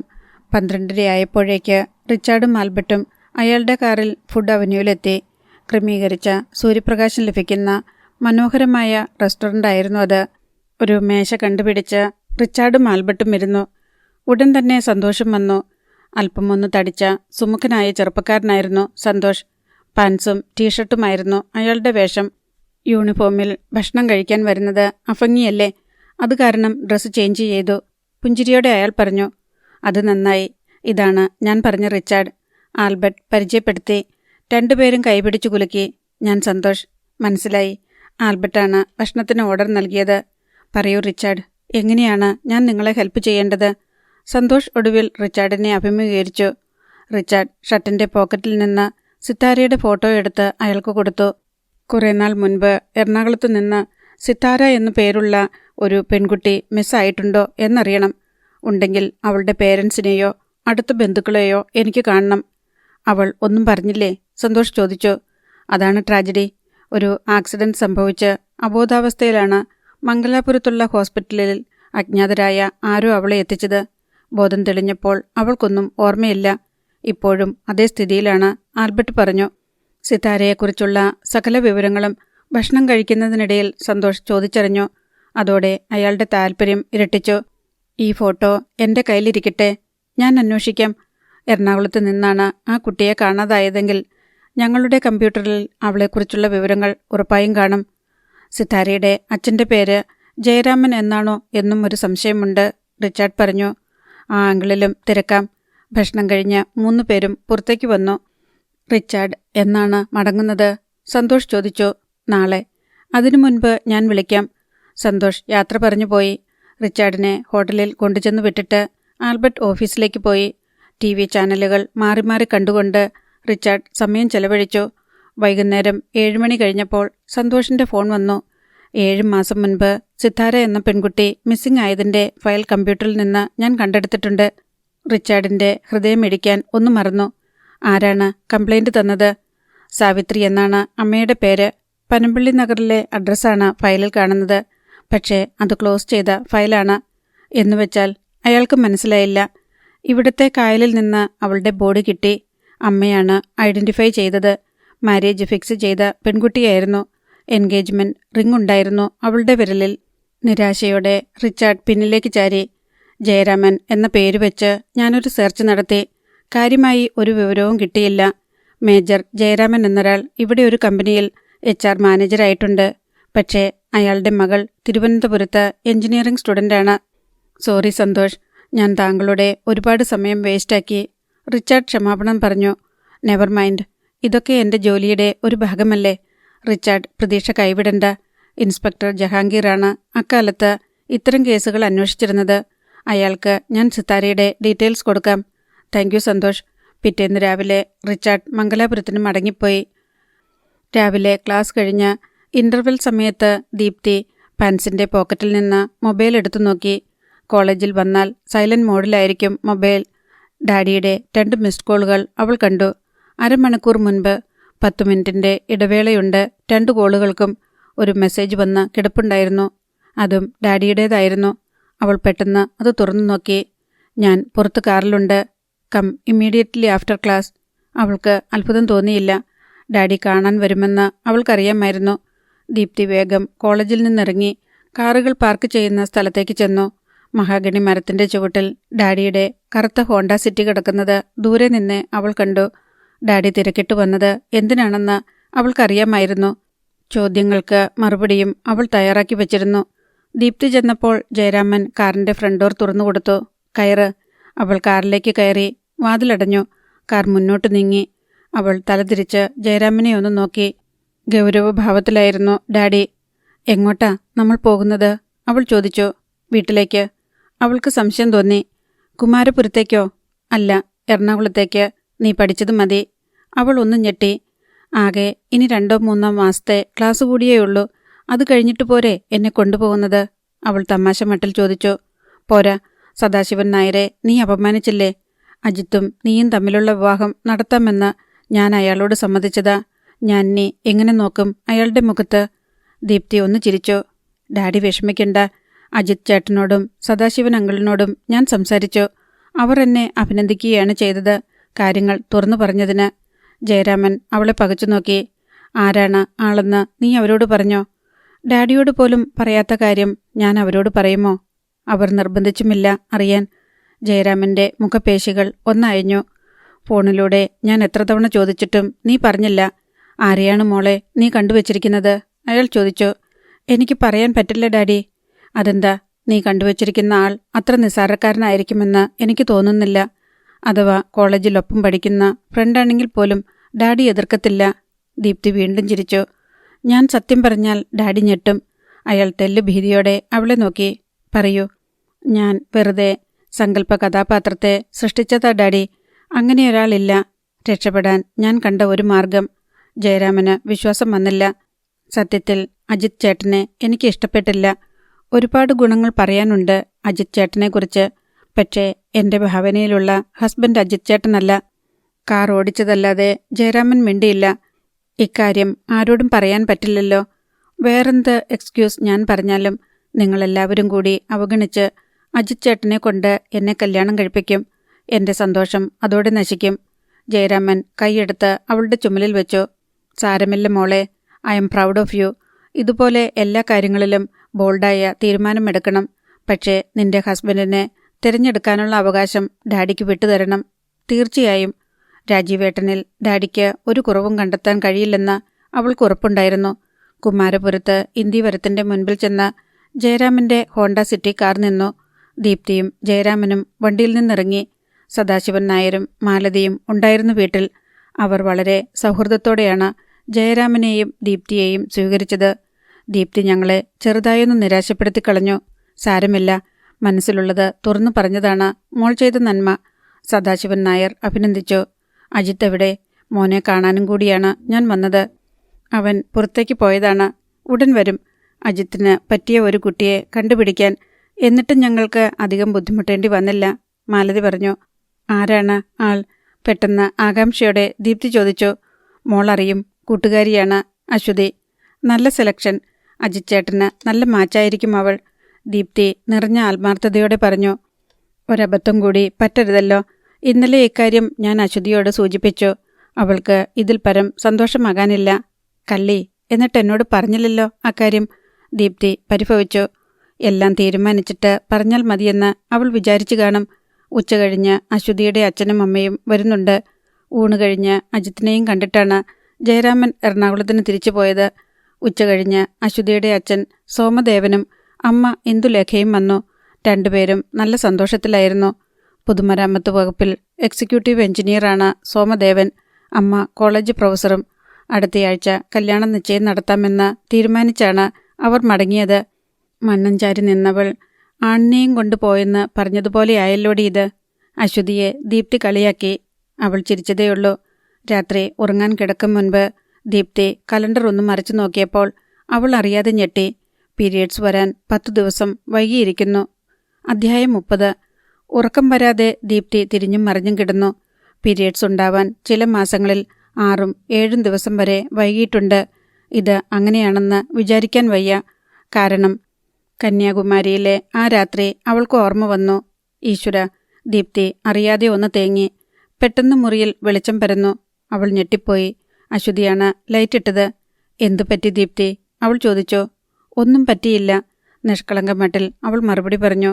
നീ കരഞ്ഞതുപോലെ എനിക്ക് തോന്നി. ഉറക്കത്തിൽ ദുസ്വപ്നം വല്ലതും കണ്ടോ? അവൾ വെറുതെ മൂളി. അപ്പോൾ ഞാൻ കേട്ടത് ശരിയാ. നീ കരഞ്ഞു. പാതി ഉറക്കത്തിൽ കിടക്കുമായിരുന്നു ഞാൻ. എനിക്ക് ഉറക്കം വരുന്നില്ലടി. എപ്പോഴും അജിത് ചേട്ടൻ്റെ ഓർമ്മയെ എനിക്ക്. ലജ്ജ പുരണ്ട വാക്കുകളായിരുന്നു അത്. അശ്വതിയെ ഒന്ന് കളിയാക്കാൻ പോലും അവൾക്ക് കഴിഞ്ഞില്ല. അച്ഛനും അമ്മയും പറയുന്നത് ഇവിടുന്ന് താമസം മാറ്റി ഞാൻ ഏതെങ്കിലും ഹോസ്റ്റലിലേക്ക് പോണമെന്ന. കല്യാണം നിശ്ചയിച്ച പെണ്ണും ചെറുക്കനും ഒരേ വീട്ടിൽ താമസിക്കുന്നത് ശരിയല്ലത്രേ. അശ്വതിയുടെ ചുണ്ടുകളിൽ ഒരു കള്ളച്ചിരി വിടർന്നു. ദീപ്തിക്ക് ചിരിക്കാൻ കഴിഞ്ഞില്ല. അവർ പറഞ്ഞതിലും കാര്യമുണ്ട്. പക്ഷേ എനിക്ക് ഈ വീട്ടിൽ നിന്ന് പോകാൻ തോന്നുന്നില്ല. എന്നാലും നാളെ നമ്മുടെ കോളേജ് ഹോസ്റ്റലിലേക്ക് ഞാൻ മാറും. അവിടെ ബെഡ് ഒഴിവുണ്ടെങ്കിൽ. അശ്വതി സംസാരം അവസാനിപ്പിച്ചെങ്കിലെന്ന് ദീപ്തി ആഗ്രഹിച്ചു. ഞാൻ പോയാൽ നീ ഒറ്റയ്ക്കാകും ഇവിടെ. തനിച്ചു കഴിയാൻ ബുദ്ധിമുട്ടുണ്ടെങ്കിൽ നമുക്കൊന്നിച്ച് ഹോസ്റ്റലിലേക്ക് മാറാം. നമുക്ക് നാളെ സംസാരിക്കാം, ഉറക്കം നടിച്ച് ദീപ്തി പറഞ്ഞു. നിരാശയോടെ ലൈറ്റണച്ച് അശ്വതി കിടന്നു. രാജീവേട്ടനോട് ഇക്കാര്യം പറയണോ? ദീപ്തി ആലോചിച്ചു. രണ്ടിലൊന്ന് തീർച്ചയാകാതെ പറയുന്നത് ശരിയാണോ? ചിന്തിച്ചു കിടന്ന് അവൾ എപ്പോഴോ ഉറങ്ങി. രാവിലെ തന്നെ അവൾ രാജീവിനെ വിളിച്ചു. എന്താ ദീപ്തി, പതിവില്ലാതെ ഇത്ര രാവിലെ? കൗതുകത്തോടെ രാജീവ് ചോദിച്ചു. ഇവിടെ ചില സംഭവവികാസങ്ങളുണ്ടായി. രാജീവേട്ടൻ അതൊന്നും അറിഞ്ഞു കാണത്തില്ല. എന്താണ്? സദാശിവൻ അങ്കിളിൻ്റെ മോൻ വന്നിട്ടുണ്ട്. ഉടൻ തന്നെ കല്യാണം നടക്കും. അജിത് ചേട്ടൻ ആദ്യം കണ്ടുവച്ച പെണ്ണ് ആരാണെന്നറിയണ്ടേ? ഈ ഞാൻ. കളിമട്ടിലാണ് അവൾ പറഞ്ഞത്. എന്നിട്ട് ഉത്കണ്ഠയായിരുന്നു രാജീവിൻ്റെ സ്വരത്തിൽ. എനിക്ക് വേറൊരാളെ ഇഷ്ടമാണെന്നും അയാളെ മാത്രമേ കല്യാണം കഴിക്കൂ എന്നും പറഞ്ഞ് രക്ഷപ്പെട്ടു. മിടുക്കി, അയാൾ അഭിനന്ദിച്ചു. അടുത്ത നറുക്ക് വീണത് അശ്വതിക്കാണ്. ഉവ്വോ, ഡാഡി വന്നിട്ടുണ്ടായിരുന്നു. ആരെയാ ഞാൻ കണ്ടുവച്ചിരിക്കുന്നതെന്നറിയാൻ, അവൾ പറഞ്ഞു. എന്നിട്ട് ഒന്നും വിട്ടു പറഞ്ഞില്ല ഞാൻ. പക്ഷേ എനിക്ക് പറയേണ്ടി വരുമെന്ന് തോന്നുന്നു. അതെന്താ? അയാൾക്ക് ഉത്കണ്ഠയായി. കാണുമ്പോൾ പറയാം. വെറുതെ സസ്പെൻസ് ഇടാതെ കാര്യം പറ ദീപ്തി, അയാൾ ആവശ്യപ്പെട്ടു. സത്യം പറയാൻ അവൾക്ക് ലജ്ജ തോന്നി. പറഞ്ഞിട്ട് അത് സത്യമല്ലെന്ന് ബോധ്യപ്പെട്ടാൽ? സസ്പെൻസ് ഒന്നുമില്ല രാജീവേട്ട, എനിക്ക് ഒന്ന് കാണണം. എപ്പോഴാണ് സൗകര്യം? അയാൾ ഒന്ന് ചിരിച്ചു. അപ്പോൾ അതാണ് കാര്യം. നാളെ ഉച്ച കഴിഞ്ഞ് ഞാൻ ഫ്രീയാകും. ദീപ്തിക്ക് എപ്പോൾ വരാൻ പറ്റും? 3:30 വരെ ക്ലാസ് ഉണ്ട്. 4 മണിക്ക് വരാം. അവൾ സമ്മതിച്ചു. എൻ്റെ വില്ലയിലേക്ക് വന്നോളൂ, ഞാൻ അവിടെ ഉണ്ടാകും. വരുന്നതിനു മുൻപ് ഒന്ന് വിളിച്ചോളൂ. ശരി രാജീവേട്ട. അവൾ ഫോൺ വെച്ചു. ഇന്ന് 11ാമത്തെ ദിവസം. നാളെ 12. അതിനു മുൻപ് ഒരു കാര്യം ഉറപ്പിക്കാം. തയ്യാറെടുപ്പോടെയാണ് അന്ന് അവൾ കോളേജിലേക്ക് പോയത്. ഒന്നും സംഭവിച്ചില്ല. വൈകുന്നേരം കോളേജിൽ നിന്നും വന്നപ്പോൾ സദാശിവൻ നായരുടെ വീട്ടിൽ അശ്വതിയുടെ അച്ഛനും അമ്മയുമുണ്ട്. കാറിലേക്ക് അവർ അശ്വതിയുടെ ബുക്കുകളും മറ്റ് സാധനങ്ങളും എടുത്ത് വയ്ക്കുകയായിരുന്നു. കഷ്ടിച്ച് 3 ആഴ്ചത്തെ കാര്യമല്ലേ ഉള്ളൂ. അത് കഴിഞ്ഞാൽ ഇങ്ങോട്ട് തന്നെയല്ലേ വരേണ്ടത്. അതുകൊണ്ട് അത്യാവശ്യ സാധനങ്ങളെ കൊണ്ടുപോകുന്നുള്ളൂ, അശ്വതിയുടെ അമ്മ പറഞ്ഞു. സത്യത്തിൽ ഇപ്പോൾ ഹോസ്റ്റലിലേക്ക് മാറേണ്ട കാര്യമൊന്നുമില്ല. ഇവിടുന്ന് ഒരുങ്ങി നേരെ കല്യാണ മണ്ഡപത്തിലേക്ക് പോയാലും മതി. ഇവൾ എൻ്റെ മോളല്ലേ? വാത്സല്യത്തോടെ അശ്വതിയുടെ ശിരസിൽ തലോടിക്കൊണ്ട് മാലതി പറഞ്ഞു. അവൾ ലജ്ജയോടെ തലകുനിച്ചു നിന്നതേയുള്ളൂ. ഞങ്ങൾക്കും അതാ സന്തോഷം. എന്നാലും ആളുകൾ എന്തു വിചാരിക്കും മാലതി? ഇന്ദുലേഖ പറഞ്ഞു. അല്പനേരം കഴിഞ്ഞപ്പോൾ അവർ അശ്വതിയെയും കൊണ്ട് ഹോസ്റ്റലിലേക്ക് പോയി. മുറിയിൽ ഒറ്റയ്ക്കായപ്പോൾ ദീപ്തിക്ക് വല്ലാത്ത ഏകാന്തത അനുഭവപ്പെട്ടു. വായാടിയാണെങ്കിലും അശ്വതി അടുത്തുണ്ടെങ്കിൽ ഒരു ആശ്വാസമായിരുന്നു. ഉറക്കം വരാത്ത രാത്രിയായിരുന്നു അതും. പിറ്റേന്ന് ഉച്ച കഴിഞ്ഞ് 3:30 അവൾ രാജീവിനെ വിളിച്ചു. ഞാൻ വരട്ടെ രാജീവേട്ട? വന്നോളൂ. അവൾ നല്ല വേഗത്തിലാണ് കാർ ഓടിച്ചത്. ഇന്ന് രാജീവേട്ടനോട് പറയാതെ പറ്റില്ല. ഒരുപക്ഷെ അശ്വതിയുടെ കല്യാണത്തിനു മുൻപ് തൻ്റെ കല്യാണം നടത്തേണ്ടി വന്നേക്കും. അവൾ ചെന്നപ്പോൾ വില്ലയുടെ ഗേറ്റ് തുറന്നു കിടക്കുകയായിരുന്നു. പോർച്ചിൽ രാജീവിൻ്റെ കാർ ഉണ്ടായിരുന്നു. മുറ്റത്തിൻ്റെ കോണിൽ കാർ പാർക്ക് ചെയ്തിട്ട് അവൾ ഡോർ തുറന്നിറങ്ങി. കോളിംഗ് ബെൽ മുഴക്കും മുൻപേ രാജീവ് മുൻവാതിൽ തുറന്നു. ജീൻസും വെള്ള കുർത്തയുമായിരുന്നു അയാളുടെ വേഷം. ദീപ്തിക്ക് അഭിമാനം തോന്നി. അജിത് ചേട്ടനേക്കാൾ എത്രയോ സുന്ദരനാണ് രാജീവേട്ടൻ. ദീപ്തി വരൂ. പുഞ്ചിരിയോടെ രാജീവ് അവളുടെ കൈ പിടിച്ചു. മിസ് താരാമാധവിൻ്റെ ശല്യമുണ്ടാകുമോ? ഡ്രോയിങ് റൂമിലേക്ക് കയറുമ്പോൾ അവൾ ചോദിച്ചു. താരയെ എന്താണിത്ര ഭയം? ഇനി ഒട്ടും ഭയമില്ല. രാജീവേട്ടനെ ഞാൻ സ്വന്തമാക്കാൻ പോവുമല്ലേ? അവർ സെറ്റിയിൽ കെട്ടിപ്പിടിച്ചിരുന്നു. ഞാൻ നിന്റെ സ്വന്തമാണല്ലോ, അവളെ സന്തോഷിപ്പിക്കാൻ വേണ്ടി അയാൾ പറഞ്ഞു. അതല്ല, എല്ലാ അർത്ഥത്തിലും സ്വന്തമാക്കാൻ പോവുകയാണ് ഞാൻ. ഇനി വെയിറ്റ് ചെയ്യാൻ പറ്റില്ല. അവളുടെ മുഖഭാവം കണ്ടപ്പോൾ രാജീവിന് സംശയം തോന്നി. എന്താ ദീപ്തി, തുറന്നു വരാ. I think I am pregnant, അവൾ സൗമ്യമായ സ്വരത്തിൽ പറഞ്ഞു. രാജീവ് ഞെട്ടിപ്പോയി. സത്യം, കൺഫേം ആക്കിയില്ല. ഡോക്ടറെ കണ്ടാലേ ഉറപ്പാക്കാൻ പറ്റൂ. But I missed my periods. അയാളുടെ ചുണ്ടുകളിൽ ഒരു പുഞ്ചിരി വിരിഞ്ഞു. അങ്ങനെ അവസാനം താൻ ലക്ഷ്യത്തിലെത്തിയിരിക്കുന്നു. പ്രതീക്ഷിച്ചതിലും വേഗത്തിൽ. എന്നെ കെട്ടിപ്പിടിച്ച് ഉമ്മ വയ്ക്കണമെന്ന് തോന്നുന്നില്ലേ? അവൾ ചോദിച്ചു. യെസ്, എന്നെ ഏറ്റവും അധികം സന്തോഷിപ്പിക്കുന്ന വാർത്തയാണിത്. അയാൾ അവളെ ഉമ്മ വെച്ചു. ഞാൻ ഡാഡിയോട് പറയട്ടെ നമ്മുടെ മാരേജ് എത്രയും വേഗം നടത്തിത്തരാൻ? ആകാംക്ഷയോടെ അവൾ അയാളുടെ മുഖത്തേക്ക് നോക്കി. പറയണം, പക്ഷേ ഇന്നു വേണ്ട. നാളെ ഒരു ലാബിൽ ചെന്ന് ഇത് കൺഫേം ആക്കണം. നീ പ്രഗ്നൻ്റ് ആണെങ്കിൽ ഉടൻ മാരേജ്, അല്ലെങ്കിൽ കോഴ്സ് കഴിഞ്ഞ്. അതുപോരെ? അത് മതി. അവൾ അയാളുടെ നെഞ്ചിലേക്ക് ചാരി. കളി തുടങ്ങാൻ പോവുകയാണ്. ലാബിൽ നിന്ന് അവളുടെ ഗർഭപരിശോധന റിപ്പോർട്ട് കിട്ടിയതിനു ശേഷം രാജീവ് ഗൂഢമായി പുഞ്ചിരിച്ചു. റെസ്റ്റോറൻറ്റിൽ മങ്ങിയ വെളിച്ചമേ ഉണ്ടായിരുന്നുള്ളൂ. മ്യൂസിക് ബാൻഡ് അപ്പോൾ പ്രേമാതുരമായ സംഗീതമാണ് ആലപിച്ചുകൊണ്ടിരുന്നത്. റിച്ചാർഡും സിതാരയും ഒരു മേശയ്ക്ക് ഇരുവശത്തിരുന്ന് ഡിന്നർ കഴിക്കുകയായിരുന്നു. ജീൻസും മനോഹരമായ ടോപ്പുമായിരുന്നു അവളുടെ വേഷം. മങ്ങിയ മഞ്ഞ വെളിച്ചത്തിൽ അവളുടെ ലോക്കറ്റിലെയും മാലയിലെയും വൈരക്കല്ലുകൾ മിന്നി. അതീവ സുന്ദരിയായിരുന്നു അവൾ. സിതാരയെ എങ്ങനെ കൈവിട്ട് കളയും? റിച്ചാർഡ് സ്വന്തം മനസ്സിനോട് ചോദിച്ചു. നാളെ ഞാൻ തിരിച്ചു പോകും. ഭക്ഷണം കഴിക്കുന്നതിനിടയിൽ റിച്ചാർഡ് പറഞ്ഞു. അവൾ മൂളി. അടുത്ത തവണ വരുമ്പോൾ വീണ്ടും കൊച്ചിയിലേക്ക് പോകുന്നുണ്ട്. എന്നെ സമാധാനിപ്പിക്കാൻ വേണ്ടിയല്ലേ റിച്ചി ഇങ്ങനെ പറയുന്നത്? അവൾ ചോദിച്ചു. അല്ല, എനിക്ക് പ്രതീക്ഷയുണ്ട്. I will find out your parents. ഒന്ന് പരാജയപ്പെട്ടു എന്ന് വിചാരിച്ച് തോറ്റു പിന്മാറുന്നവനല്ല ഞാൻ. വേണ്ട റിച്ചി, എനിക്കിനി വേറൊരു മമ്മിയെയും ഡാഡിയെയും വേണ്ട. സാൻഡ്രയുടെ മമ്മിയും ഡാഡിയും ഇനി എൻ്റെ ഡാഡിയും മമ്മിയുമാണ്. വലിയ കണ്ണുകൾ ഉയർത്തി അവൾ റിച്ചാർഡിനെ നോക്കി. മങ്ങിയ വെളിച്ചത്തിലും അവളുടെ കണ്ണുകളിലെ തെളിച്ചം അയാൾ കണ്ടു. Then we will find A suitable boy for you. പുഞ്ചിരിയോടെ റിച്ചാർഡ് പറഞ്ഞു. എന്തിന്? മനസ്സിലാകാത്ത മട്ടിൽ സിതാര ചോദിച്ചു. He will be your bride groom. തമാശ കേട്ടതുപോലെ അവൾ മൃദുവായി ചിരിച്ചു. Ritchie, I started loving U. Really? വിശ്വാസം വരാതെ അയാൾ ചോദിച്ചു. യെസ്. അവൾ മെല്ലെ തലകുനിച്ചു. അയാൾ കൈ നീട്ടി അവളുടെ കൈവിരലുകളിൽ പിടിച്ചു. ഇളം ചൂടുള്ള നീണ്ട വിരലുകളായിരുന്നു അവ. ഒരു കാര്യം മറന്നോ? ഐ ആം വൺസ് മാരീഡ്, അയാൾ ഓർമ്മിപ്പിച്ചു. മറന്നിട്ടില്ല. But you will make A lovable husband. എങ്ങനെ അറിയാം? റിച്ചി സാൻഡ്രയെ എത്രമാത്രം സ്നേഹിച്ചിരുന്നുവെന്ന് എനിക്കറിയാം. അയാൾ മിണ്ടിയില്ല. മ്യൂസിക് ബാൻഡ് അപ്പോൾ വേറൊരു പ്രേമഗാനം ആലപിക്കാൻ തുടങ്ങി. മംഗലാപുരത്തെ ഏറ്റവും പ്രശസ്തമായ ഹോട്ടലിലെ റെസ്റ്റോറൻ്റായിരുന്നു അത്. മറ്റു മേശകൾക്ക് ചുറ്റും അനേകം പേർ ഇരുന്ന് ഡിന്നർ കഴിക്കുന്നുണ്ടായിരുന്നു. പെട്ടെന്ന് റിച്ചാർഡിൻ്റെ മൊബൈലിൽ ഒരു കോൾ വന്നു. ശ്രേയയാണ് വിളിച്ചത്. Sorry Ritchie, but it's past 10. അയാൾ വാച്ചിൽ നോക്കി. മമ്മി പറഞ്ഞത് ശരിയാണ്. 10 മണി കഴിഞ്ഞിരിക്കുന്നു. ഞങ്ങൾ ഇറങ്ങുകയാണ് മമ്മി. അവർ 10 മിനിറ്റ് കഴിഞ്ഞ് ഇറങ്ങി. സിതാരയെ അടുത്തിരുത്തി മോസം മഹലിലേക്ക് കാർ ഓടിക്കുമ്പോൾ താനാണ് ഈ ലോകത്തിൽ ഏറ്റവും സന്തോഷവാനെന്ന് റിച്ചാർഡിന് തോന്നി. അവർ ചെന്നപ്പോൾ ശ്രേയയും നിക്കോളാസും കാത്തിരിക്കുന്നുണ്ടായിരുന്നു. മമ്മിയും ഡാഡിയും കഴിച്ചോ? സിതാര ചോദിച്ചു. യെസ് മോളെ. റിച്ചി നിന്നെ ബോറടിപ്പിച്ചില്ലല്ലോ? ഇല്ല മമ്മി. നാളെ റിച്ചി പോകുമല്ലോ എന്നോർത്ത ഇപ്പോൾ എൻ്റെ സങ്കടം. നിക്കോളാസും ശ്രേയയും പരസ്പരം നോക്കി. റിച്ചാർഡ് അത് കണ്ട് പുഞ്ചിരിച്ചു. Good night Richie. Good night mummy. Good night daddy. Sithara അവളുടെ മുറിയിലേക്ക് ഉറങ്ങാൻ പോയി.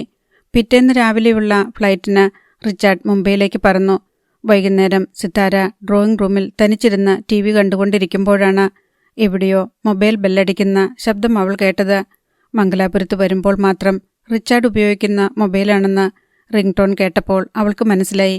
റിച്ചാർഡിൻ്റെ മുറിയിലേക്ക് ചെന്ന് അവൾ മേശപ്പുറത്ത് വെച്ചിരുന്ന മൊബൈൽ എടുത്തു നോക്കി. സേവ് ചെയ്യാത്ത നമ്പറിൽ നിന്നായിരുന്നു ആ കോൾ. എങ്കിലും സിതാര ആ കോൾ എടുത്തു. ഹലോ, ഇത് മിസ്റ്റർ റിച്ചാർഡിൻ്റെ നമ്പറല്ലേ? ഒരു പുരുഷസ്വരം ചോദിച്ചു. Yes, I am inspector Jahangir from Kerala. റിച്ചാർഡിന് ഫോൺ ഒന്നു കൊടുക്കൂ. പെട്ടെന്ന് എന്ത് ചെയ്യണമെന്നറിയാതെ സിതാര മൊബൈൽ കയ്യിൽ വെച്ച് നിന്നു. അധ്യായം 31. റിച്ചാർഡിനെ ഒന്ന് വിളിക്കൂ പ്ലീസ്, ഇറ്റ്സ് വെരി അർജൻറ്റ്. മൊബൈലിലൂടെ വീണ്ടും ഇൻസ്പെക്ടർ ജഹാംഗീറിൻ്റെ അഭ്യർത്ഥന വന്നു. റിച്ചി ഇവിടെയില്ല, പെട്ടെന്ന് സിതാര പറഞ്ഞു. എവിടെ പോയി? ഡ്യൂട്ടിക്ക്. ഇപ്പോൾ മുംബൈ ഫ്ലൈറ്റിലായിരിക്കും. നാളെ അവിടുന്ന് ആംസ്റ്റർഡാമിലേക്ക് പോകും. ഒരു നിമിഷത്തെ നിശബ്ദത.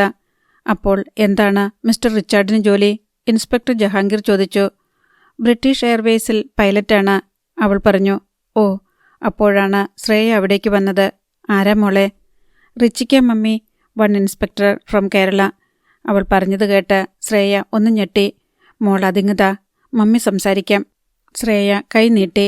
മടിയൊന്നും കൂടാതെ സിതാര മൊബൈൽ അവർക്ക് കൊടുത്തു. ഹലോ. മൊബൈൽ ചെവിയോട് ചേർത്ത് പിടിച്ചുകൊണ്ട് ശ്രേയ മെല്ലെ സ്റ്റെയർ കേസ് ഇറങ്ങി. Madam, I am inspector Jahangir from Kerala police. എനിക്ക് മിസ്റ്റർ റിച്ചാർഡിനെ ഒന്ന് കിട്ടണം. ആൾ സ്ഥലത്തില്ലെങ്കിൽ കോണ്ടാക്ട് നമ്പർ തന്നാലും മതി, ഞാൻ വിളിച്ചോളാം. It's very urgent, inspector Jahangir വീണ്ടും പറഞ്ഞു. റിച്ചാർഡ് ഇപ്പോൾ ഫ്ലൈറ്റിലാണ് സർ. He's a pilot. ഡ്യൂട്ടിയിൽ അവൻ ഒഫീഷ്യൽ കോൾസ് അല്ലാതെ വേറൊന്നും അറ്റൻഡ് ചെയ്യുകയില്ല. I am his mother. കാര്യം എന്നോട് പറയാവുന്നതാണ്. വിരോധമില്ല. സിതാര എന്ന പെൺകുട്ടിയുടെ ഫാമിലിയെ തിരക്കി കഴിഞ്ഞയാഴ്ച റിച്ചാർഡ് കൊച്ചിയിൽ വന്നിരുന്നല്ലോ. ഇവിടുന്ന് കാണാതായ സിതാരയെയാണ് നിങ്ങൾക്കവിടെ കിട്ടിയിരിക്കുന്നതെന്ന് സംശയമുണ്ട്. സന്തോഷിനെ റിച്ചാർഡ് ഏൽപ്പിച്ച ഫോട്ടോ എങ്ങനെയോ നഷ്ടപ്പെട്ടു. എത്രയും വേഗം ഒരു പുതിയ ഫോട്ടോ എനിക്ക് കിട്ടണം. ശ്രേയ അമ്പരന്നു. കഴിഞ്ഞയാഴ്ച ചെന്നൈയിൽ പോവുകയാണെന്ന് പറഞ്ഞ് റിച്ചാർഡ് പോയത് കൊച്ചിയിലേക്കായിരുന്നു. അതും സിതാരയുടെ അച്ഛനമ്മമാരെ കണ്ടുപിടിക്കാൻ. എന്തൊരു മണ്ടത്തരമാണ് അവൻ ചെയ്തത്. പക്ഷേ സർ, അത് എന്തു പറയണമെന്നറിയാതെ ശ്രേയ പകച്ചു. ഞങ്ങളുടെ ഫയലിൽ സിത്താരയുടെ ഫോട്ടോയുണ്ട്. നിങ്ങൾ ഫോട്ടോ അയച്ചു തന്നാൽ ഒത്തുനോക്കാം. അല്ലെങ്കിൽ അവളുടെ അമ്മയെ കാണിച്ച് ഐഡന്റിഫൈ ചെയ്യാം. രണ്ടും ഒരാൾ തന്നെയാണെങ്കിൽ ആ കുട്ടിയെ ഉടൻ നിങ്ങൾ കേരള പോലീസിന് കൈമാറണം, ജഹാംഗീർ പറഞ്ഞു. അയച്ചു തരാൻ സാർ. ഗത്യന്തരമില്ലാതെ ശ്രേയ സമ്മതിച്ചു. തപാലിൽ അയക്കണ്ട, കിട്ടാൻ വൈകും. എൻ്റെ ഇമെയിൽ ID ഞാനിപ്പോൾ മൊബൈലിലേക്ക് അയച്ചു തരാം. ഇന്ന് തന്നെ ഫോട്ടോ എനിക്ക് മെയിൽ ചെയ്യണം. ഓക്കെ. ശ്രേയയ്ക്ക് മറുപടി പറയാൻ കഴിയും മുൻപേ ജഹാംഗീർ ഫോൺ കട്ട് ചെയ്തു. ശ്രേയ തരിച്ചു നിന്നു. ഫോട്ടോ അയച്ചു കൊടുക്കാതിരിക്കാം. പക്ഷേ അവർ ഒരു ദിവസം അവളെ അന്വേഷിച്ച് ഇവിടെ വന്നാലോ? കൊച്ചി യാത്ര എന്തിന് റിച്ചി മറച്ചുവെച്ചു? ഉടൻ തന്നെ ശ്രേയ ഫോണെടുത്ത് നിക്ലാസിനെ വിളിച്ചു. ഓഫീസിലായിരുന്നു അപ്പോൾ അയാൾ. വിഷമിക്കരുത് ശ്രേയ, അവൾ നമ്മുടേതല്ല, മറ്റാരുടെയോ മകളാണ്. യഥാർത്ഥ അച്ഛനമ്മമാരുടെ അടുത്തേക്ക് തന്നെ അവൾ ചെല്ലട്ടെ. ഇൻസ്പെക്ടർ വിളിച്ച കാര്യം അറിയിച്ചപ്പോൾ അതായിരുന്നു നിക്കോളാസിന്റെ പ്രതികരണം. പക്ഷേ എനിക്കവളെ നഷ്ടപ്പെടാൻ വയ്യനിക്കി. ദൈവമാണ് നമുക്കവളെ കൊണ്ടുവന്നു തന്നത്. ഞാനവളെ ആർക്കും വിട്ടുകൊടുക്കില്ല. ശ്രേയ കരഞ്ഞുകൊണ്ട് പ്രതിഷേധിച്ചു. നോ, ഇന്ന് തന്നെ സിതാരയുടെ ഫോട്ടോ അയച്ചു കൊടുക്കണം. പോലീസ് വന്ന് അവളെ കൂട്ടിക്കൊണ്ടു പോകുന്നതിലും നല്ലത് നമ്മൾ തന്നെ അവളെ കൊണ്ടുചെന്ന് വീട്ടിലേൽപ്പിക്കുന്നതാണ്. ശ്രേയ മെല്ലെ ഫോൺ വെച്ചു. സിതാരയുടെ ഫോട്ടോ എടുക്കാനായി അവൾ ആൽബം തുറന്നു. ഇന്ന് തന്നെ ഒരെണ്ണം ഇമെയിലായി ഇൻസ്പെക്ടർ ജഹാംഗീറിന് അയച്ചു കൊടുക്കാം. അവർ ആൽബത്തിന്റെ പേജുകൾ ഓരോന്നായി മറിച്ചു. ജനറൽ ഹോസ്പിറ്റലിന്റെ സമീപത്തുള്ള മോഡേൺ ഡയഗ്നോസിസ് ലബോറട്ടറിയുടെ മുൻപിൽ ചെന്ന് കാർ നിന്നു. കാറിൽ നിന്നിറങ്ങാതെ ദീപ്തി ഒരു നിമിഷം സംശയിച്ച് ഡ്രൈവിംഗ് സീറ്റിൽ തന്നെ ഇരുന്നു. ആരെങ്കിലും കണ്ടാൽ? ഇല്ല, ഒന്നും മനസ്സിലാവത്തില്ല. അവൾ കാറിന്റെ ഡോർ തുറന്ന് ഹാൻഡ്ബാഗുമായി പുറത്തേക്കിറങ്ങി. 3 നില കെട്ടിടത്തിന്റെ താഴത്തെ നിലയിലായിരുന്നു ലാബ് പ്രവർത്തിച്ചിരുന്നത്. അടഞ്ഞുകിടന്ന കണ്ണാടി വാതിൽ തുറന്ന് അവൾ അകത്തേക്ക് കയറി. ചെറിയ ഒരു ഹാൾ, ഒരറ്റത്ത് കൗണ്ടർ. കമ്പ്യൂട്ടറിന്റെ മുൻപിൽ നന്നായി വേഷം ധരിച്ച ഒരു ചെറുപ്പക്കാരി ഇരിക്കുന്നു. എതിർവശത്ത് നിരയായി ഇട്ട കസേരകളിൽ ധാരാളം പേർ കാത്തിരിക്കുന്നു. ഹാളിലുണ്ടായിരുന്ന TV-യിലാണ് മിക്കവരുടെയും കണ്ണ്. ടെസ്റ്റ് ചെയ്യാൻ വന്നവരും റിസൾട്ടിന് കാത്തിരിക്കുന്നവരുമാകണം അവരെന്ന് ദീപ്തിക്ക് തോന്നി. അവൾ കൗണ്ടറിന്റെ അടുത്തേക്ക് ചെന്നു. പ്രഗ്നൻസി ടെസ്റ്റിന്, അവൾ മെല്ലെ പറഞ്ഞു. ചെറുപ്പക്കാരി അവളെ നോക്കി. കുട്ടിക്കാണോ? അല്ല, എൻ്റെ ചേച്ചിക്കാണ്. പെട്ടെന്ന് ദീപ്തി പറഞ്ഞു. ചേച്ചി വരേണ്ടി വരും. സാമ്പിൾ യൂറിൻ വേണം. ഞാൻ കൊണ്ടുവന്നിട്ടുണ്ട് മാഡം. ഹാൻഡ്ബാഗ് തുറന്ന് നന്നായി പാക്ക് ചെയ്ത ഒരു ചെറിയ ബോട്ടിലെടുത്ത് അവൾ കൗണ്ടറിൽ വെച്ചു. എന്താണ് ചേച്ചിയുടെ പേര്? പറയേണ്ടുന്ന പേര് നേരത്തെ കണ്ടുവച്ചിട്ടുണ്ടായിരുന്നു. ധന്യ. ചെറുപ്പക്കാരി കമ്പ്യൂട്ടറിൽ പേരടിച്ച് പ്രിന്റിൽ ഒരു ബില്ലടിച്ച് അവൾക്ക് കൊടുത്തു. ദീപ്തി ബാഗിൽ നിന്ന് പണം എടുത്തു കൊടുത്തു. ഈ ബില്ലുമായിട്ട് അരമണിക്കൂർ കഴിഞ്ഞു വന്നാൽ റിസൾട്ട് കിട്ടും. ദീപ്തി ഒന്നാലോചിച്ചു. ലാബിൽ അരമണിക്കൂർ കാത്തിരിക്കാൻ വയ്യ. അവൾ പുറത്തേക്കിറങ്ങി കാറിനടുത്തേക്ക് ചെന്നു. ഒന്ന് ചുറ്റിയടിച്ചിട്ട് വരാം. എങ്ങോട്ട്? ഒരു ഐസ്ക്രീം കഴിക്കാൻ 15-20 മിനിറ്റ് എടുക്കും. വേണമെങ്കിൽ അത് 30 മിനിറ്റാക്കാം. അവൾ നല്ലൊരു റെസ്റ്റോറൻറ്റ് നോക്കി കാർ ഓടിച്ചു. അധികം പോകേണ്ടി വന്നില്ല. വൃത്തിയുള്ള ഒരു റെസ്റ്റോറൻറ്റ് കണ്ടുപിടിക്കാൻ. ഒഴിഞ്ഞ ഒരു ടേബിൾ കിട്ടി. ഐസ്ക്രീം. യൂണിഫോം ധരിച്ച ബോയ് വന്നപ്പോൾ അവൾ ഓർഡർ കൊടുത്തു. ചോക്ലേറ്റ്? അവൻ ചോദിച്ചു. No, vanilla. പയ്യൻ പോയി. ദീപ്തി ബാഗിൽ നിന്നും മൊബൈൽ എടുത്തു. രാജീവേട്ടൻ ഇപ്പോൾ ഏതെങ്കിലും മീറ്റിംഗിലായിരിക്കുമോ? ഒരു ഭാഗ്യപരീക്ഷണം. രണ്ടാമത്തെ ബെല്ലിന് രാജീവ് ഫോൺ എടുത്തു. ഹലോ ദീപ്തി. ബിസിയല്ലല്ലോ? അല്ല. നീ എവിടെയാണിപ്പോൾ? അയാൾ ചോദിച്ചു. പയ്യൻ ഐസ്ക്രീം കൊണ്ടുവന്ന് ടേബിളിൽ വെച്ചു. ഞാനൊരു ഐസ്ക്രീം പാർലറിലാണിപ്പോൾ, ജനറൽ ഹോസ്പിറ്റലിനടുത്ത്. ഫ്രണ്ട്സ് ഉണ്ടോ? സംശയത്തോടെ അയാൾ ചോദിച്ചു. ഇല്ല, എലോൺ. തനിച്ചോ? What happened? വിശ്വാസം വന്നില്ല രാജീവിന്. റിസൾട്ട് കിട്ടാൻ അരമണിക്കൂർ വെയിറ്റ് ചെയ്യണം. വേറെന്താ മാർഗം? ലാബിൽ ചെന്ന് സാമ്പിൾ ടെസ്റ്റിന് കൊടുത്ത കാര്യം അവൾ അയാളോട് പറഞ്ഞു. നിനക്ക് ടെൻഷനുണ്ടോ ദീപ്തി? അയാൾ ചോദിച്ചു. ഒട്ടുമേയില്ല. അതെന്താ?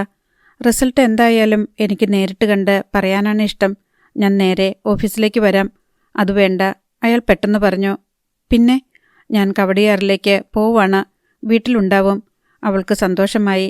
എനിക്കും അതാണിഷ്ടം. ഞാൻ അവിടെ വരുമ്പോൾ രാജീവേട്ടൻ തനിച്ചായിരിക്കണം. ഓക്കെ, നേരെ വന്നോളൂ. അരമണിക്കൂർ സമയമെടുത്താണ് ദീപ്തി ഐസ്ക്രീം കഴിച്ചത്. അവൾ സാവധാനം ഇറങ്ങിച്ചെന്ന് കാറിൽ കയറി. റിസൾട്ട് റെഡിയായി കാണും ഇപ്പോൾ. ലാബിൻ്റെ മുൻപിൽ ചെന്ന് കാർ നിന്നു. അവൾ കൗണ്ടറിൻ്റെ അടുത്തേക്ക് ചെന്നു. അവളെ കണ്ടപ്പോൾ തന്നെ ചെറുപ്പക്കാരി പുഞ്ചിരിയോടെ ഒരു കവറെടുത്ത് നീട്ടി. ചേച്ചിയോട് എൻ്റെ കൺഗ്രാറ്റ്സ് പറയണം. അനിയത്തിക്ക് ചെലവ് ചെയ്യണമെന്നും. റിസൾട്ട് എന്താണെന്ന് ദീപ്തിക്ക് പെട്ടെന്ന് മനസ്സിലായി. താങ്ക്സ്, അവൾ പറഞ്ഞു. കവടിയാറിലേക്ക് കാർ ഓടിക്കുമ്പോൾ അവൾക്ക് എന്തെന്നില്ലാത്ത സന്തോഷം തോന്നി. താനിപ്പോൾ ഒരു വ്യക്തിയല്ല, തൻ്റെ ശരീരത്തിനുള്ളിൽ വേറൊരാൾ കൂടിയുണ്ട്, തൻ്റെ കുഞ്ഞ്. ശബ്ദം താഴ്ത്തി അവൾ ഇഷ്ടപ്പെട്ട ഒരു ഹിന്ദി സിനിമാഗാനം മൂളി. വില്ലയിൽ ചെന്നപ്പോൾ ഗേറ്റ് തുറന്നു കിടക്കുന്നു. പോർച്ചിൽ രാജീവിൻ്റെ കാർ കിടപ്പുണ്ട്. അവൾ ഹാൻഡ് ബാഗുമായി വേഗം ഇറങ്ങി. അപ്പോഴേക്ക് രാജീവ് വാതിൽ തുറന്ന് പുറത്തേക്ക് വന്നു. അവർ മുഖാമുഖം നോക്കി ഒരു നിമിഷം നിന്നു. എൻ്റെ ബാഗിൽ റിസൾട്ടുണ്ട്.